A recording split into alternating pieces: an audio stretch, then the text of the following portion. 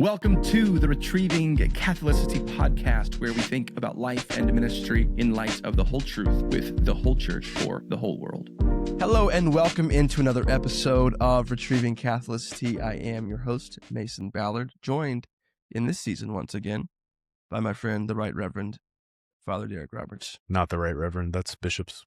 Yeah, and I was wanting to see if you were willing to humbly say what you are or not. I am the Very Reverend at the moment, serving as Dean of the Appalachian Deanery. Yeah. So it's a cool title. I'm not sure what it means, but... Yeah, no, it's really about how cool the title is. Yeah, that's why I got into this. Yeah. Not at all. Yeah. That's what you shared in last season when you shared sort of your story and becoming an Anglican, and you said, I found out I could be in the deanery, and I love the word deanery.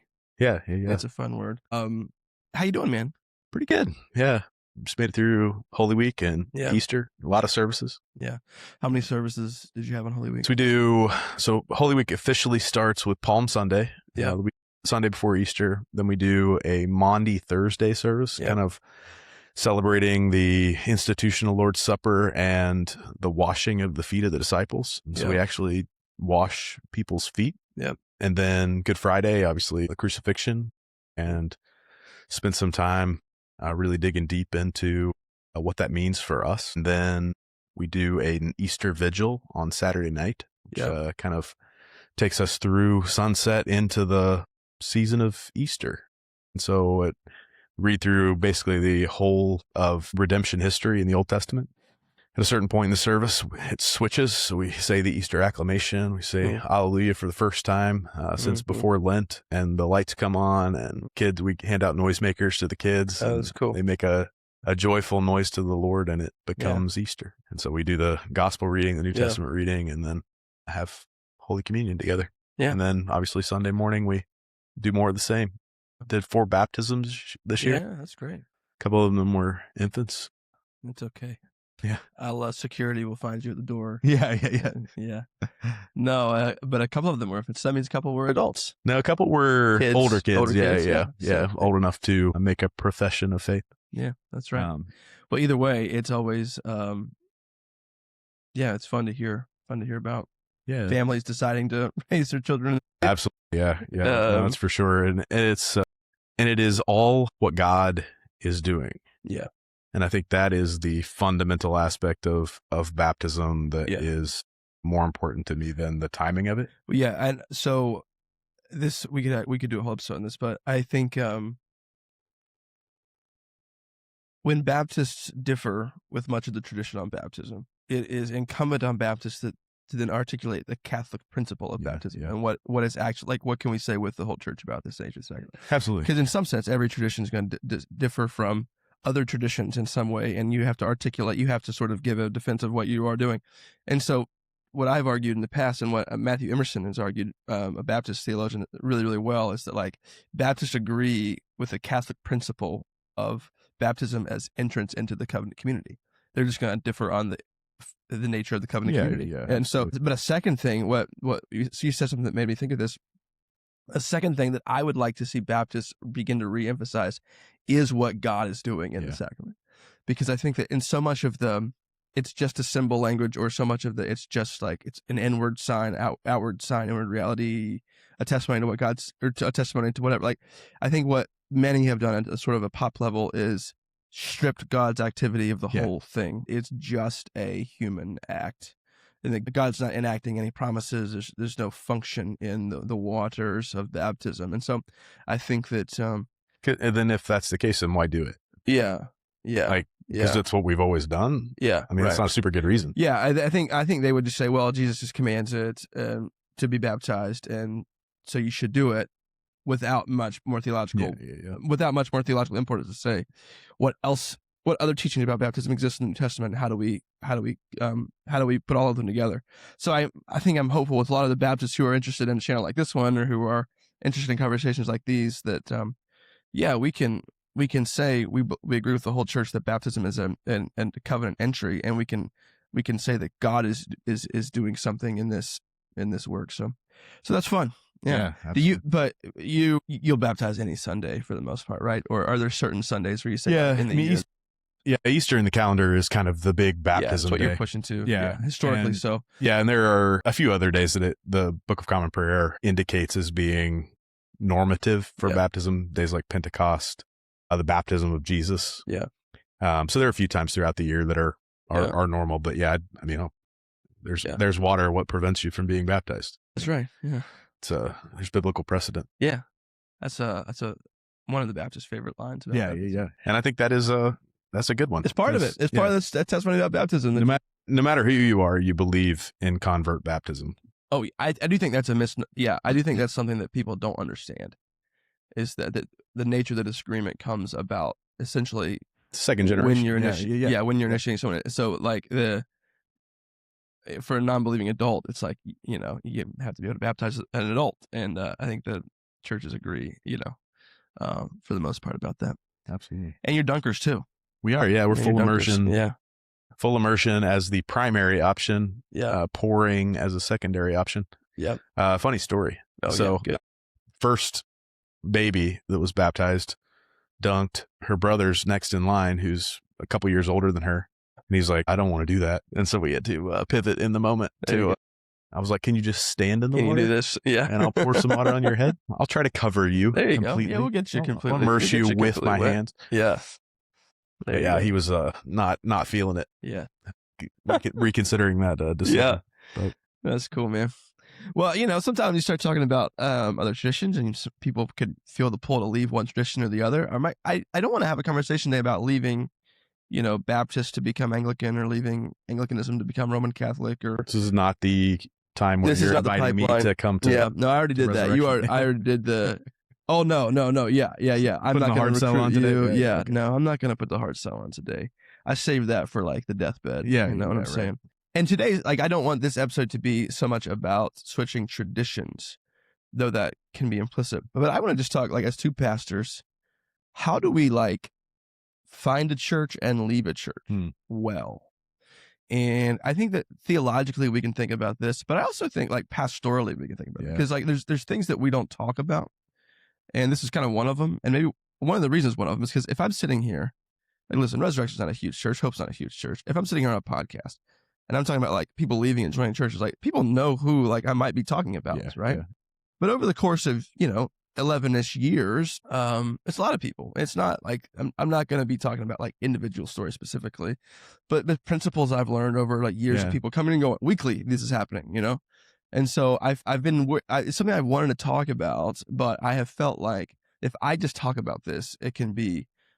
It could either be misconstrued, or I can be missing out on the wisdom of the dynamics of a conversation. So, and I do think this is a pressing thing for people. People want to find a church that they can commit to and stay in. And then other times people are feeling like they're not where God wants them to be, or they're not where they should be. And how should you be thinking responsibly about, if you were a member of Resurrection and wanting to leave, what would I tell you? How would I do that? Even if I disagree with you, how would you do that well? And so I think this conversation could help some folks. Maybe we start with how to find the church first. So I'm been watching YouTube videos. I mean, this scenario's happened a million times. Not a million times. If it happened a million times, we have a 1 million person church, and it'd be a different. I wouldn't be sitting here talking to you. Yeah. Well, yeah. I have my own podcast. Yeah. Oh, yeah. No, but it happens a lot that people will find faith through watching YouTube videos. So that person, we're thinking someone along those lines who's read their way into the faith and is looking for a church. Yep. I think so. Yeah, that's a really common story right now, I think, in particular, because there's a lot of great content. Yeah. A lot of great Christian content. Yeah. People are thinking online. Yeah, I think that's a really good question. I think the primary thing that people should be looking for in a church is Jesus. Yeah. I mean, it's you should not be able to make it through a service and not hear a whole lot about this guy named Jesus. Yeah. And I don't think that's universal. I don't think you can assume that. Mm-mm. What do you think? I think that's common for us as well. I think people who find our church, a person recently I talked to Sunday, they found us on YouTube and they listened to the sermons and they started coming.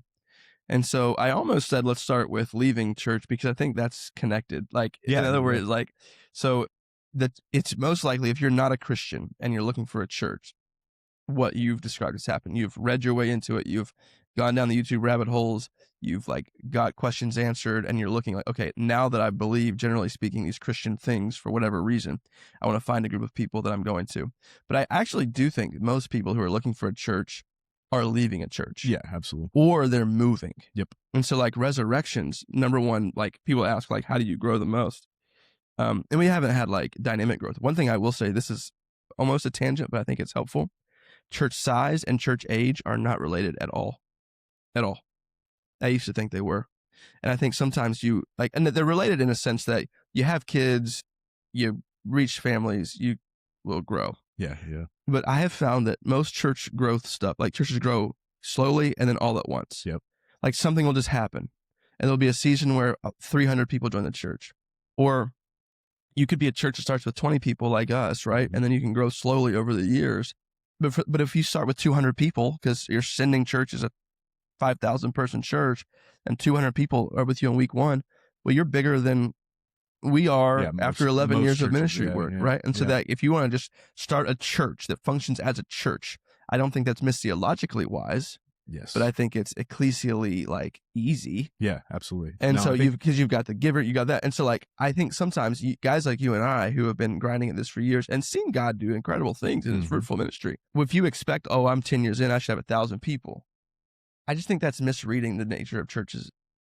And it's not even like statistically accurate. I mean, the average size church in America is like 70 people. Yeah. And so it's like, I mean, there are far more people being reached by small churches than there are being reached by big churches. Yeah. I mean, just in sheer number. Yeah. Because only the top 1% are over 500 or something like that. I even saw a stat. I don't know if it was Ryan Burge or someone like this, but like mega churches are still growing. Yeah. But their influence is waning. And I think some of that's the democratization of media like this. Yeah, absolutely. Like we're not guys from huge churches. We're larger than the average church in the area. But we can put content out on YouTube or whatever that's done well. Shout out to Cass. But like the internet is somewhat of a democratizing force that also connects with our broader conversation about finding and leaving a church. But I do think that people need to hear that because I think sometimes like, you know, you grow in like churches grow exponentially when like crazy things happen or big things. Sometimes it just moves the spirit. I don't want to be cynical. Yeah. Yep. Like God can just send people over and over. But circling back to what I started this conversation is, most people who join our church, who come to our church and join, moved to Charleston and they are looking for a church. Yep. And I would literally say in our last membership class, every single person was there. Not a single one of them were born in West Virginia. So, hey, Charleston, let's grow. Let's keep growing. Yeah. West Virginia, let's keep growing because that's where our people come from. And because we're not trying to target other churches and say, come to us. So I think that is actually, practically speaking, you know, so maybe you're someone on YouTube and you found Christian content helpful and you've watched all the things and you're reading your Bible and whatever. But what's more likely, I think, is that you've moved to an area and you are Googling churches. You're looking them up on Instagram, Facebook. You are going to their YouTube pages. You're doing all to find out what church to visit. And when you're watching that video, you're saying the live stream of the sermon, you're saying, look for Jesus. And I would say, look for Jesus in the content. Look for just like clarity. And so like I might get in trouble with some of my Baptist brothers on this one. If I'm moving to a new place and let's say I'm out of ministry, I'm just I'm in a secular job. There's kind of a constellation of churches denominationally I would be safe attending. And likewise, there are churches in my own denomination that I don't think I would attend. Right? Same. Yeah. And so I'm not just looking for denominational labels, but I want to see like how connected are you to like biblical historic Christianity? Yeah, absolutely. I think, connected to that, it feels like moral clarity is super important at this exact moment. Like, what exactly do you believe and why do you believe it? And being able to articulate that in a way that is clear and compelling is super important. But you're exactly right. I mean, that's the phenomenon of people moving here has been huge. Like probably half of our church are people who have moved to Charleston. And I think because of that, the online presence becomes even more vital. It's huge because people are looking before they come, before they move. They're looking. And sometimes they're picking where they're going to live Yeah. based on, depending on how seriously they take their faith, Mhm. what they're finding. Yeah.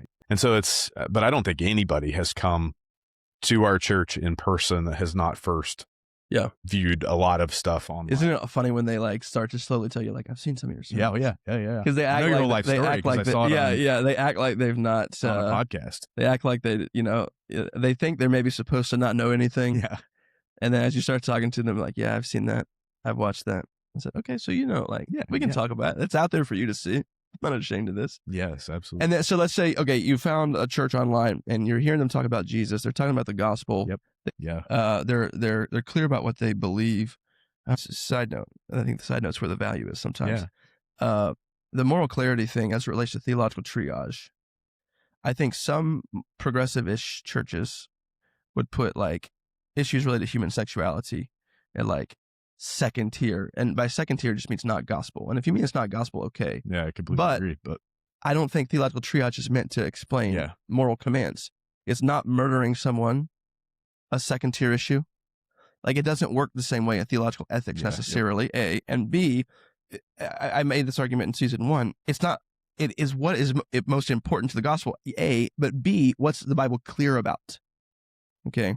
Yep. And so in our culture, I think many have a right distaste for culture warring, but I think some people think everything's culture warring when it's like, no, there's no desire to culture war here.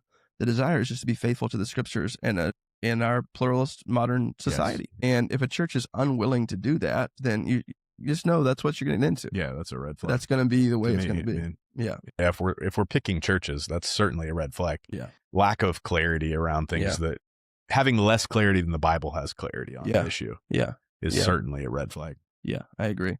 So you found online, you see this church, okay, they're Southern Baptist, or they're, Acts 29, or they're ACNA, or they're PCA, or they're non-denominational, or they're whatever. Here's the sermons. I'm seeing a lot of exposition of the Bible. I may be watching them go up and take the Lord's Supper. The songs seem okay. Can't tell if people are singing or not because mics aren't wired that way in the weird dynamic of and so I'm going to go visit in person. I visit in person. What do you recommend that person does, right? Should they what do you recommend they do, I guess, when they show up and get there? How do you go about, like, are there questions you should ask the pastor? Should you just passively, what would you say to that person? So you've moved to Charleston. You're choosing between resurrection and hope. That probably are actually dozens of people who are going to make that decision. But go ahead. What would you say to the pastor? And how would that go? So am I the pastor? You're the person. I'm the person. Okay. So I'll take one step back to give a comment that I tell people regularly. That is that you should commit to going at least 3 times. Yeah. Don't go once and make your judgment based on one service. Everybody has a bad day here and there. Yeah. I preach bad sermons. Families all go on weekend vacation at the same time. Yeah, absolutely. And so there's like, right. There are lots of reasons why, but I think my experience has been that your first time is weird. No matter where you go, when you go, it's going to be a strange experience because everything's new. So the first time you're just thinking about how weird everything is. Second time you're like, where's the bathroom? How do I get my kids checked in? All that stuff. Second time you're like, well, it's not that weird. And the third time you can like really engage and really get a sense of the place. So I think committing to at least 3 times. Yeah. If you've done your homework and you found a place that seems good, commit to going at least 3 times. But I think if I'm showing up the first time, the searching for that moral clarity is probably what I'm doing. Saying, hey, can we... Do you think that's because of our cultural moment? Oh, I think so, for sure. Yeah. But I mean, even a decade ago when I was coming into the Anglican Church in Colorado, those were the questions I had. Because I'm like, well, I don't want to like get down the line and then realize that I'm not on the same page as the rest of these people. Yeah. And so let's just knock this out up front. Yeah. Like, what do you think about these sort of cultural issues that have what I feel like is incredible biblical clarity on, but aren't a given. And so I need to know that those things are things that I don't have to worry about finding out down the line, that we're not in the same place. Yeah. And so that's step 1 to me. Yeah. And I mean, like I said, I'm like not a theological stickler on every jot and tittle. I can put up with a lot of things that I don't necessarily agree with, especially those things which aren't incredibly clear Yeah. biblically speaking. Yeah. Timing of baptism, it just isn't that clear. Or that Reformed traditions generally together have Yeah. a great deal of Yeah. diversity. Right. And so it's so those things are probably less important to me than the primary things, which are the gospel. Yeah. Being kind of the first and foremost. I mean, Yeah.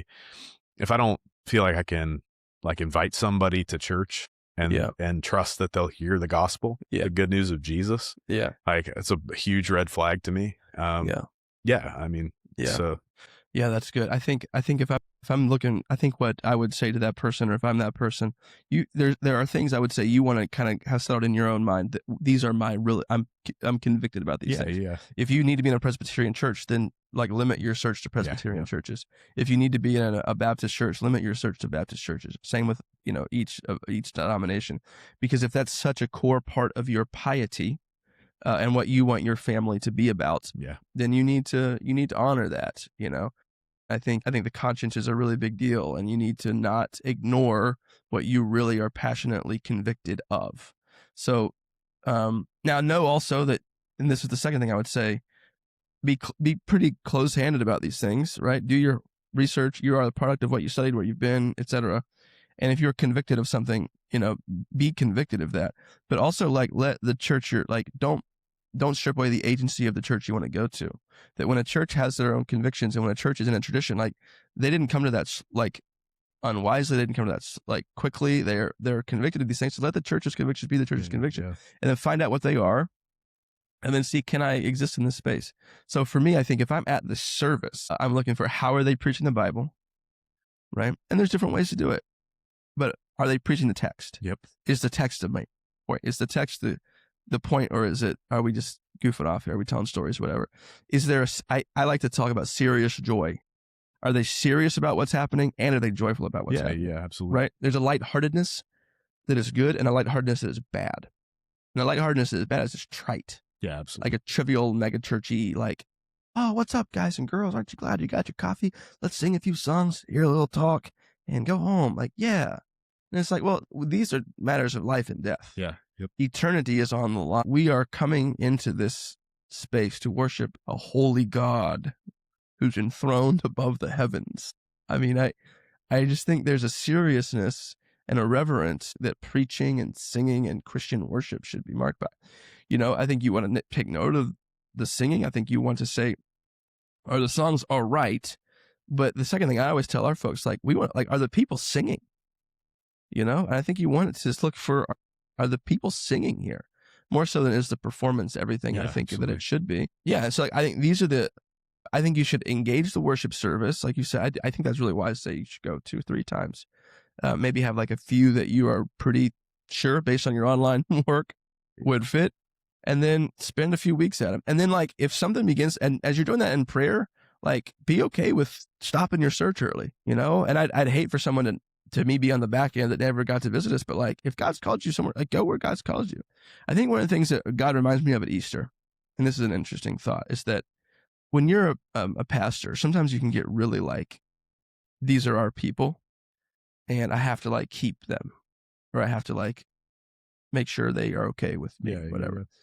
And Easter, we always have, like, so many people traveling away, and you're like, well, who's going to be at church today?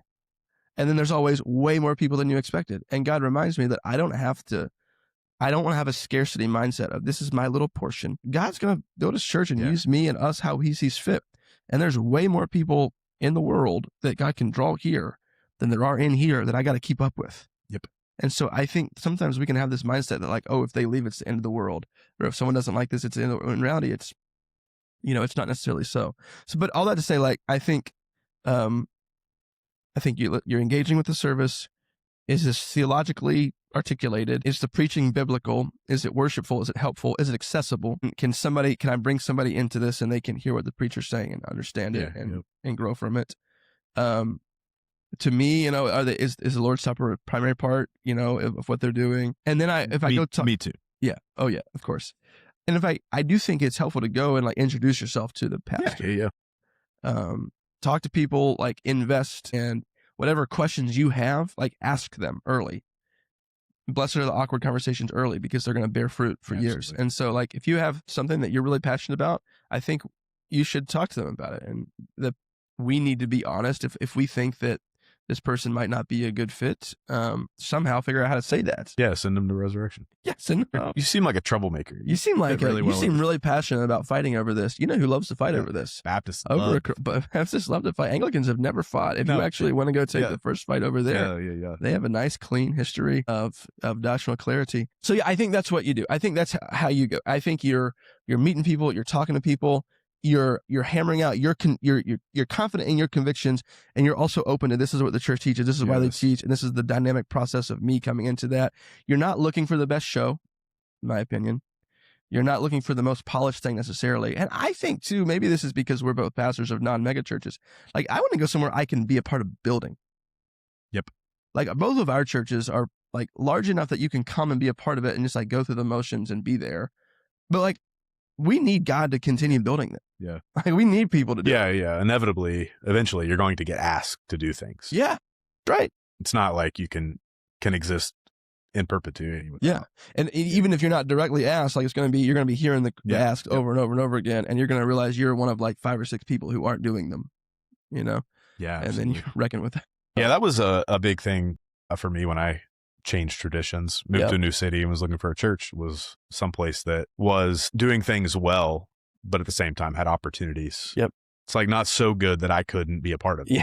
Yeah. That I would ruin it. Yeah, absolutely. And that was big. But yeah, I think almost this question is an easy question. And I mean, as represented in the fact that a lot of the people who are going down that path are coming into our churches because of those reasons. I hear it over and over and over again. Yeah. And it's like, preach the gospel. Yeah.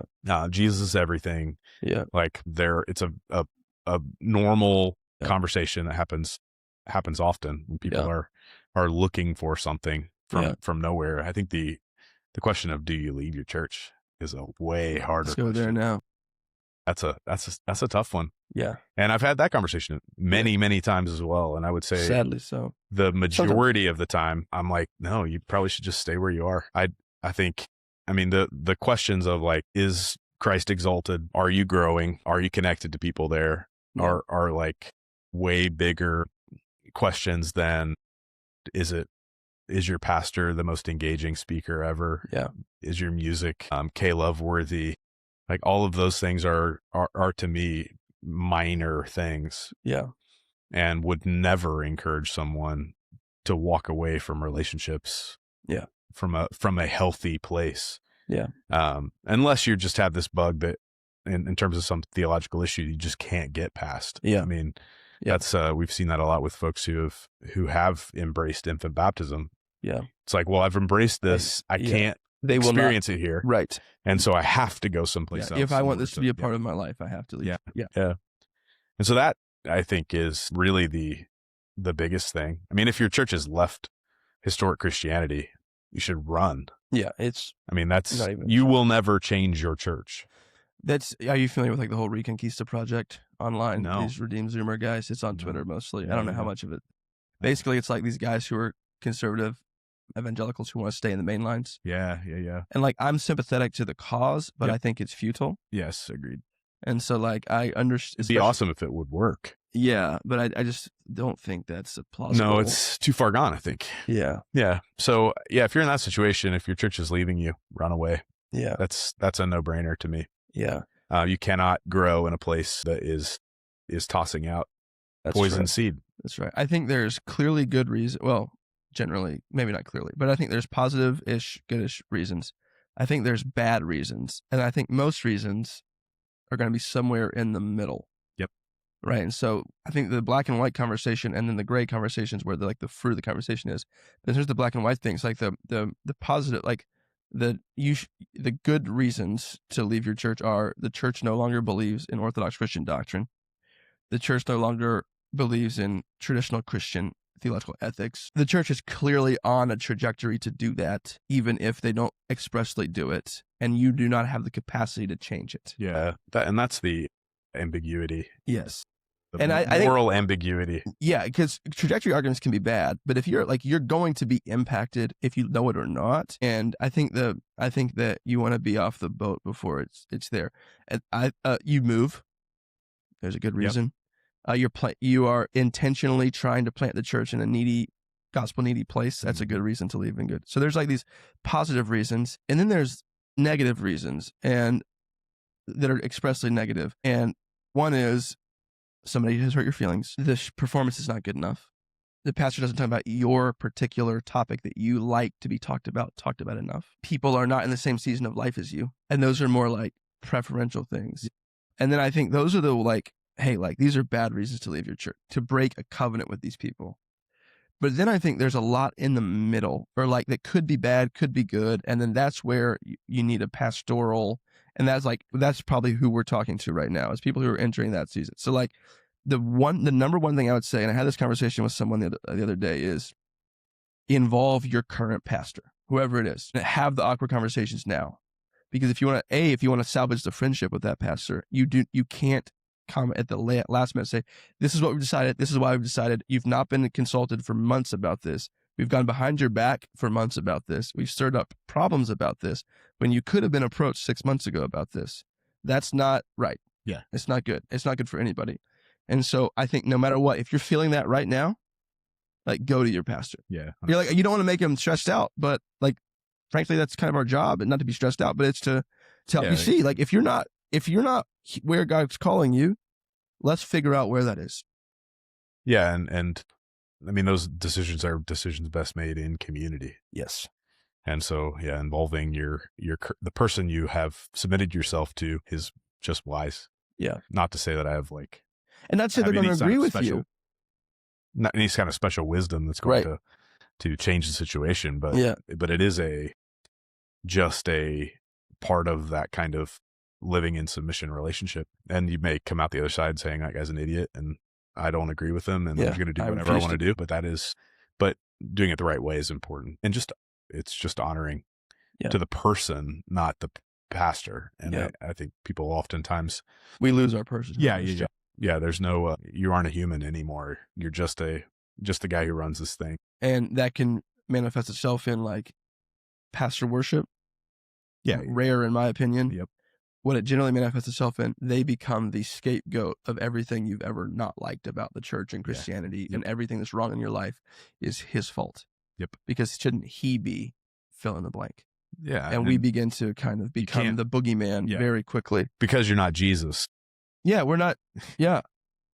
It's almost like here's a New Testament. Okay, read this and then tell me what you think a pastor should do and be based on this. Yeah. And I don't think people tend to do that. No, I don't think so either.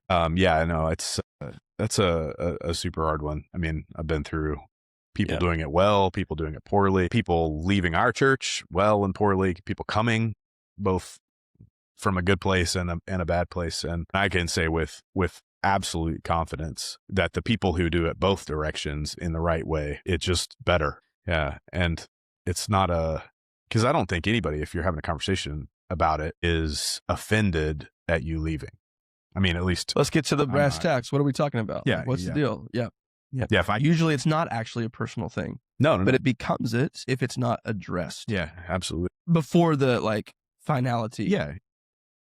Yeah, because I mean, I think people expect that I would be.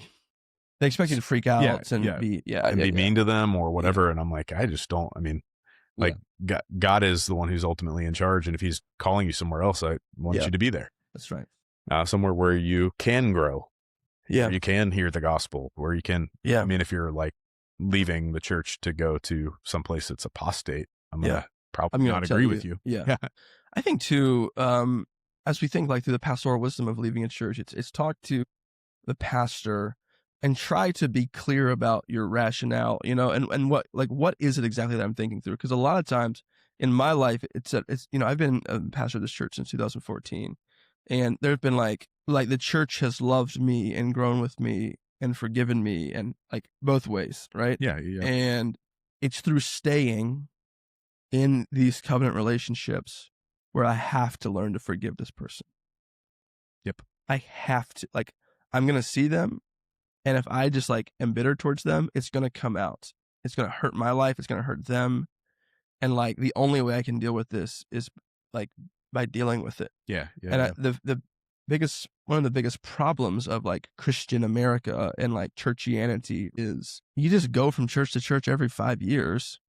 And as soon as you hit that threshold of discomfort, you just go somewhere else. And we treat it like a restaurant we like. We put it in the rotation, and as long as we like it, it's in our rotation. But when we're done with it, we're done with it. Yeah, I had that exact same thought when we were talking earlier about the like not consulting the pastor. It's not like you go to like the manager of your favorite restaurant and you're like, well, here are the problems I have. I'm gonna go now eat at a different restaurant. But it's not the same thing, right? It's not even remotely close to the same thing. You've joined yourself to a family, fundamentally the family of God, broadly. And there's real covenantal obligations in that family that we have to fulfill, that we vowed to fulfill. And I think our culture is one of convenience, and we think everything should be easy. We are also just a consumerist culture. And so it's always, I'm the customer, they're the provider. And if they're not doing what I think they should do, then technically you are free to go wherever you want. We live in a disestablishment society, right? We don't have a state church that you give a tax to and you're counted at. So you can go anywhere you want to go. But the danger of that is that freedom would lead us away from sanctification and holiness and lead us into just, my family is God. My comfort is God. And I'm not going to build anything. I'm not going to stick it out. I'm not going to forgive anyone. I'm not going to grow and learn, because sometimes I need to be corrected, right? Sometimes I need to and that's exactly why I would say, in general, leaving the place you are is not the first choice. It's almost always you're starting out at a yellow flag, turning towards red. Tell me why it should be green. And I think even in terms of community and belonging, like there are seasons where I felt like I didn't have any friends in the church. People don't realize that. But like, if I think too, we have put on church friendships an idol that they cannot bear. We expect to find the people who do everything with us at church, when in reality, you might find that. Yeah. And if you do find that, you're probably going to find over the course of 50 years. Yeah, And you know how you find over the course of 50 years? By seeing them every Sunday, by talking to them in the foyer, by praying for them when things are going on, and you build it over the course of 1,000 micro interactions. But because we live in such a romanticized culture, we think I should go to the church 3 times and have 4 best friends. Yeah. And all these people need to look like me. And if they don't, then this is not a loving church. When in reality, the church is called to preach the word, administer the sacraments, make disciples, engage the world for the gospel. Okay, that's what we're called to do. And as we do that, the people who do that together grow in friendships and relationships. And so we aren't a dispenser of relationships. We are the people of God. And in that context, you find relationships. But just I think that's why I think you're so right there to say relationships being hard is not a reason in itself to leave your church. Yeah, no, it's a super poor reason. Yeah, the event that just occurred, the resurrection and the forgiveness that we receive through that is the basis for our forgiveness of others, right?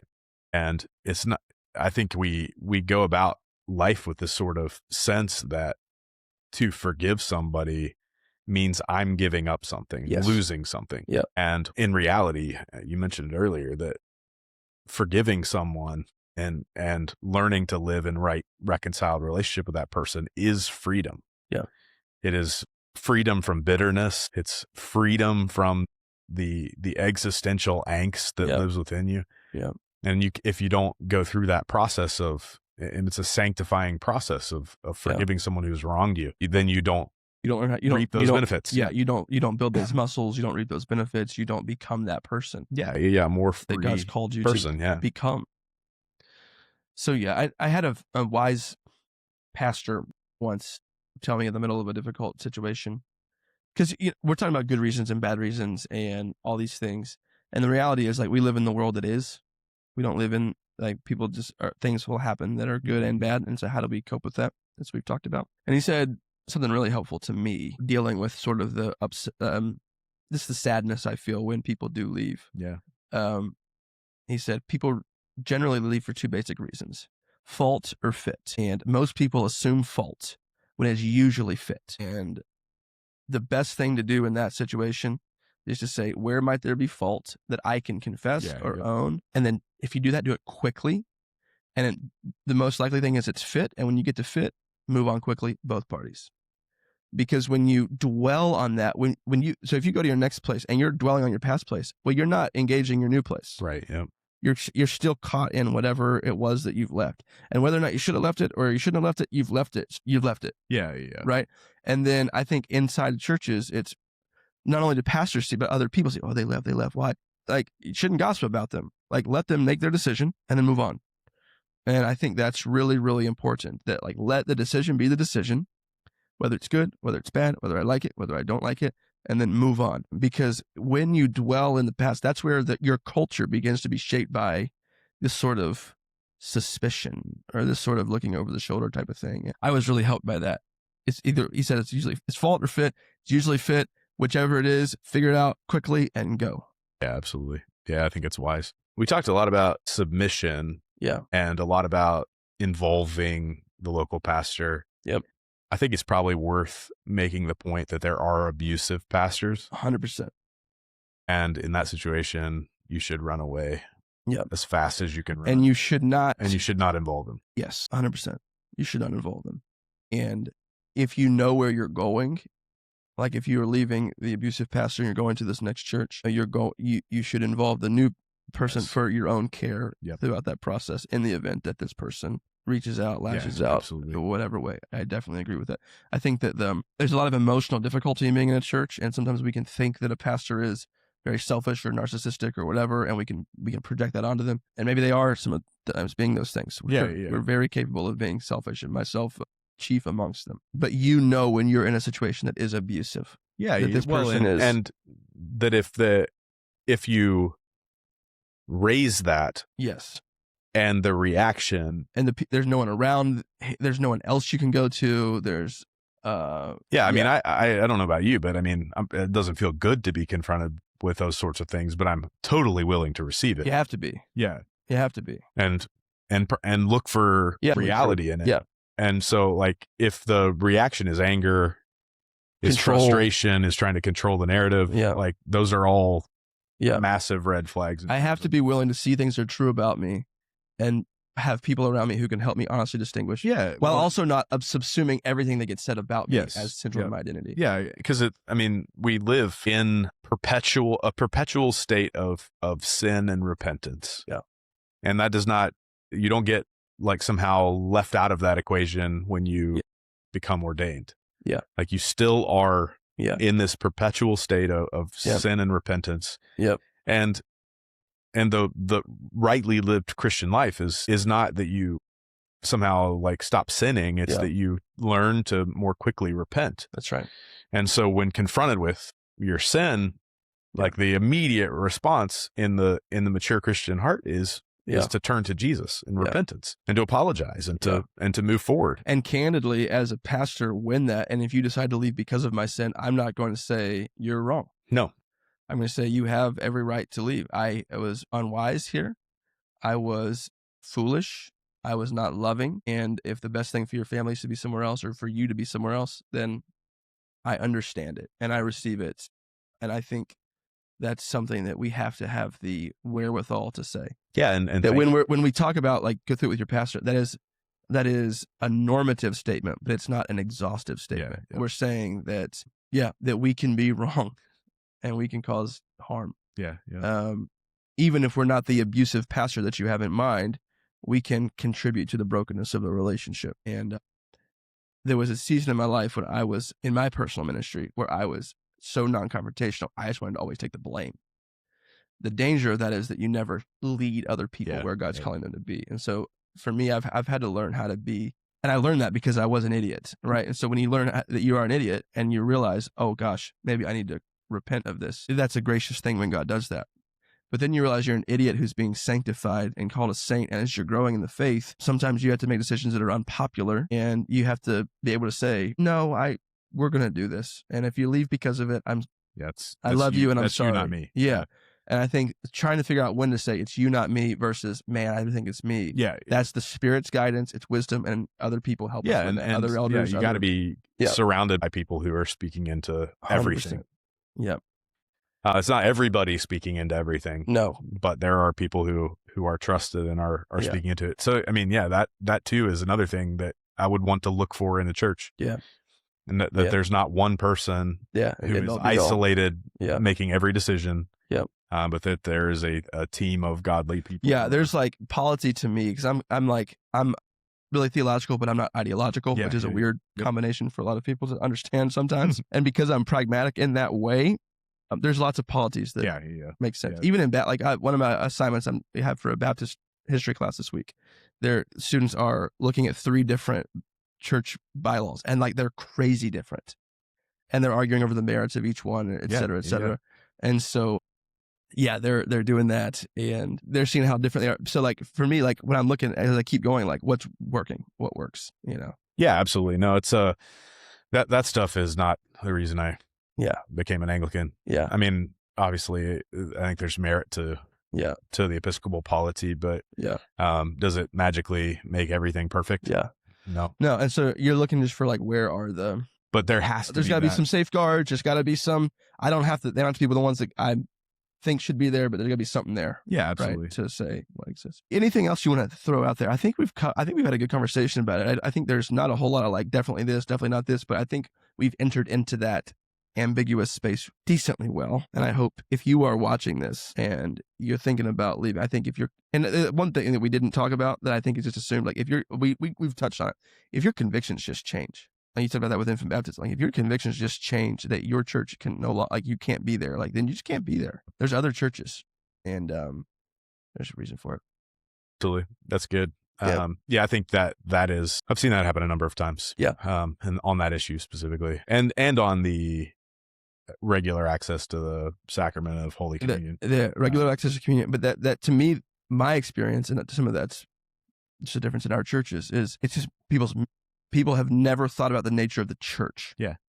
And then when they start to think ecclesiology matters, they realize they're in churches that don't care about what they are. Yeah. And at that point, I think if you really are going to be thoughtful about this, then you need to be in a place that's thoughtful about this. You can get there the right way.